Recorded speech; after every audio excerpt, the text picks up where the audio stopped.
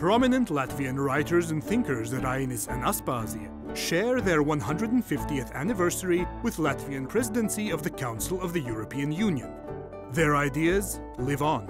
Now, before your very eyes, Rainis and Aspasia will also be revived to converse with distinguished persons from the whole of Europe.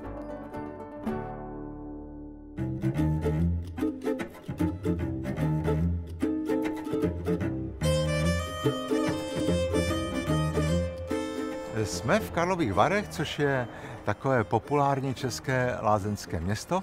V létě se tady odehrává největší filmový festival, jaký v Česku máme. Mezinárodní filmový festival, letos budeme mít už 50. ročník. Moje povinnost je být takovým oficiálním festivalovým speakerem. Když mám dost moderování, tak se můžu obrátit k muzice nebo k divadlu a vlastně mě to všecko baví. Když máte svébytnou, výraznou kulturu, tak to pomáhá k té identifikaci toho národa v rámci toho evropského společenství.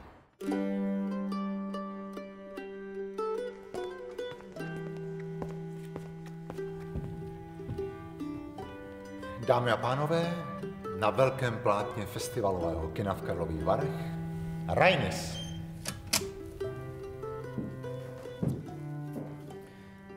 Attīstīt pašam sevi ir tas pirmākais un tas grūtākais.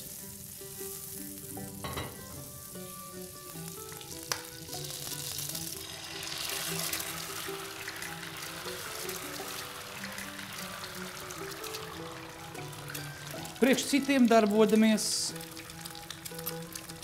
attīsti pats savu spēku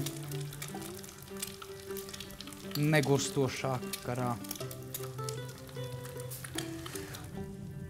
Un mūžīgs darba lauks būs tavā varā.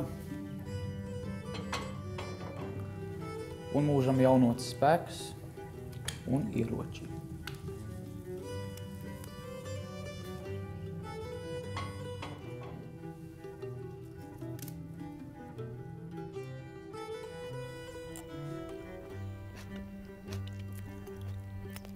Jen chraň se míti, chudých duchem slávu, co v honbě dne jen vidí štěstí květ.